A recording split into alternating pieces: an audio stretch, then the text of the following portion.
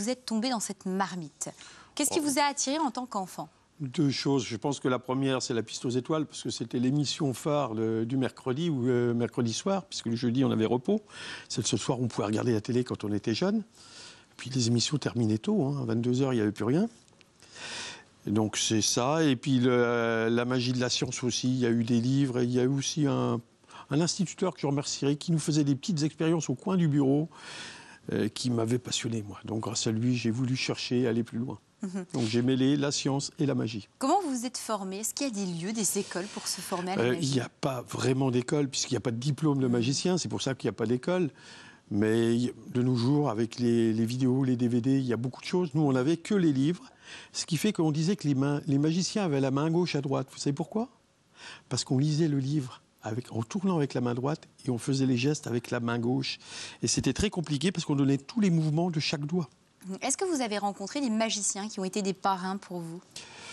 Oh, des parrains pour moi, non, pas vraiment. Je les ai rencontrés après. Malheureusement, c'était après. Vous êtes vraiment formé tout seul? Quand on est magicien, on se forme tout seul? Mais après bon, à l'âge de 20 ans, je suis rentré au Cercle de Nancy, où j'étais même trésorier et président à une époque.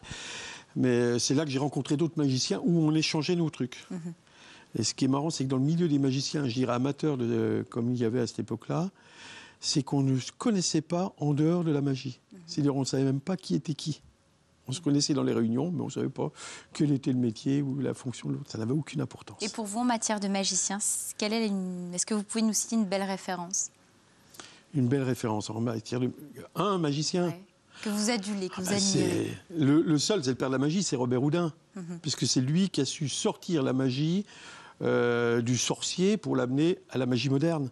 C'est grâce à lui que les magiciens ont toujours le chapeau de forme, mais pour lui, c'était le chapeau de l'époque. En tout cas, moi, j'adore la magie. Gilles, alors je vous laisse vous installer. Vous nous avez prévu 2 tours de magie. Je vous ai prévu un tour de magie et une illusion scientifique, puisque mon musée est basé sur les deux. D'accord. Alors, on va y aller tout de suite. Je vous laisse faire. Voilà.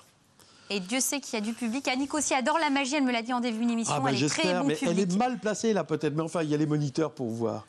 Regardez, ma main. Donc vous avez la main de Gilles qui passe de l'autre côté. Et là, c'est le drame. Et là, au niveau des terminaisons nerveuses, ça va? Ça va, ça chatouille un tout petit peu, mais c'est bon. Hein. Bon. La Valentine de toucher maintenant. Mais arrêtez Gilles, je n'ai pas touché. Ah bah voilà. Bon. Heureusement, on y arrive quand même. Un vrai magicien juste de retombe toujours sur ses pattes. Oh.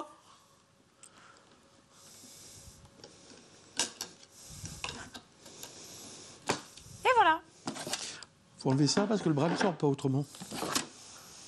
Oui, il sort en plusieurs morceaux et c'est vrai qu'on n'a pas, il n'est pas à l'heure pour diffuser des images. Il ne faut pas trop secouer fort hein, au départ parce que là, voilà. Bravo Gilles. Vous êtes quand même talentueux. En tout cas, c'est vrai que c'est toujours impressionnant et ça bluffe toujours autant, même quand, quand quelqu'un vient toucher votre matériel. Voilà, je suis désolée. Mais c'est vrai que ce genre de tour, vous le verrez toujours chez moi à 2 ou 3 mètres de distance, puisque le musée est tout petit. Il accueille 50 personnes dans sa salle, mais vous êtes à 3 mètres de tout. D'accord, donc on peut voir les tours assez facilement. En parlant de ce musée, il a été créé, il a ouvert ses portes le 16 juin 2000. Oui. Comment vous avez eu cette idée? Pourquoi vous avez souhaité avoir un lieu comme celui-ci où vous dévoilez des tours? Non, on ne dévoile pas des tours, on les montre. Le musée a été créé dans la maison familiale de mon épouse, qu'on a repris à une époque, qui était une vieille ferme en centre de village. Et j'ai décidé de transformer l'écurie en salle de spectacle. Mais une salle de spectacle dans un petit village, ça ne suffisait pas. Donc, comme je suis aussi technicien et amateur de sciences, j'ai créé à côté un musée des sciences qui est en parallèle, les sciences de l'illusion, illusion optique, illusion des 5 sens en fait. Donc il y a 3000 illusions. 300 illusions d'optique. 300 illusions donc à découvrir. Mais c'est vrai que c'est assez impressionnant parce que normalement un magicien ne révèle pas vos tours. Donc on est là pour les découvrir. Là, on découvre des illusions de la science. Ce que j'essaye, c'est de faire découvrir aux enfants, aux adultes, ce qu'ils ne voient pas dans la vie de tous les jours. On explique l'animation au cinéma, on explique les miroirs, on va expliquer plein de choses qui ne sont pas les trucs de scène. Après la première illusion, on va faire une deuxième expérience, un deuxième tour. Gilles, on va y aller. Là, je vais peut-être vous mettre à contribution. Ah, vous n'allez pas me faire disparaître. Je vais vous montrer comment ça marche. Non. Parce que je sais que j'ai abîmé. Là, on a une pièce que j'ai eu du mal à trouver, que j'ai fait venir, parce que je l'avais vue sur Internet, c'est un bol chinois. C'est un bol à prière, en fait. Et en le manipulant, on va arriver à faire bouger l'eau, faire réagir l'eau. Regardez là, si on voit bien. Ah d'accord, ah oui, en effet. Vous allez voir que, regardez. Oui, il y a des petites gouttelettes qui vont... Alors, ce que vous ne pourrez pas voir, c'est qu'au dessin, au fond, il y a une gravure de 4 dragons qui crachent. Ah oui, on voit bien, là. Et tout le monde peut le faire, ça. Ça, c'est des illusions que tout le monde peut faire. Chaque spectateur, visiteur peut essayer. Avec plus ou moins de bonheur, mais avec un peu d'habitude, on y arrive. Faut me mettre beaucoup d'eau Non, sur les pas mains. trop. Il faut que ça soit à peine humide, comme ça. Voilà. Et je crois que le secret, voilà, regardez, ça démarre. Gilles, c'est qu'il faut faire un son plutôt grave, c'est ça? Voilà. Oh là là. Mais je suis Et vous voyez que quand vous augmentez la pression, vous y arrivez. Attendez, je vais essayer de faire une grosse giclette sans casser le bol. Non, le bol cassera pas, il est en bronze.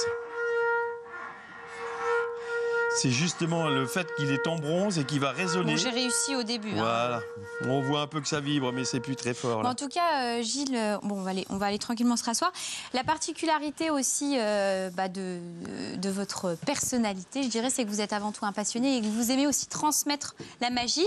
Et pour cela, vous proposez aussi aux enfants d'apprendre à être des magiciens en herbe. Vous avez une école et vous les formez. Il y a une école de magie qui est déjà ouverte, mais que je voudrais relancé en plus cette année, qui s'adresse aux enfants d'à partir de 8 ans. Parce que apprendre la magie, comme vous l'avez dit, c'est difficile, il n'y a rien. Et les boîtes de magie, c'est bien gentil, mais ça ne vous montre pas. Même maintenant, avec un DVD, vous n'aurez pas quelqu'un qui va vous corriger. Ouais. Et le truc en magie, c'est pas le truc. C'est de savoir présenter correctement, de savoir le mettre en scène. Le mettre en scène, le montrer. Eh bien, en tout cas, pour que les enfants apprennent, et puis si les enfants sont intéressés ou même leurs parents, il y a un site internet sur lequel on peut vous contacter, c'est www.musée-d-illusion.skynetblog.be. Merci à vous, Gilles, d'être venu faire des tours en plateau. Je suis désolée d'avoir touché le matériel, je ne le ferai plus la prochaine fois. Quand même. Oui, c'est vrai. Voilà. Ah, je suis toute pardonnée alors. Oui.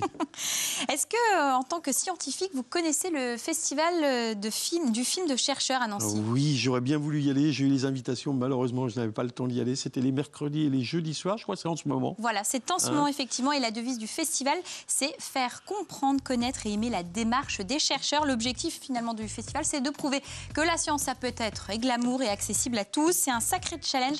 Alors, rien que pour ça, moi, j'aurais la curiosité d'y aller pour découvrir des films que vous n'avez pas l'habitude de voir, rencontrer des chercheurs, des professionnels du cinéma.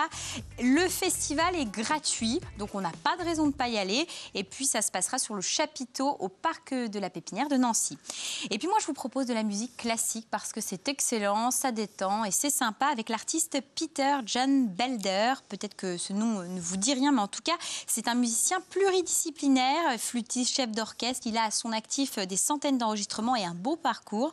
Donc, pour écouter un grand nom de la musique, ça sera direction Nancy. Demain, décidément, il y a beaucoup de choses à Nancy, à l'Institut Goethe. Merci encore à vous, Gilles. Et puis, j'espère que vous reviendrez sur ce plateau nous faire quelques autres tours. Il n'y a pas de problème. Et puis, si vous voulez venir au musée, vous seriez les bienvenus. Et ben, la prochaine fois que vous viendrez sur cette émission, j'espère que vous me couperez en deux. Ça, c'est possible? C'est possible.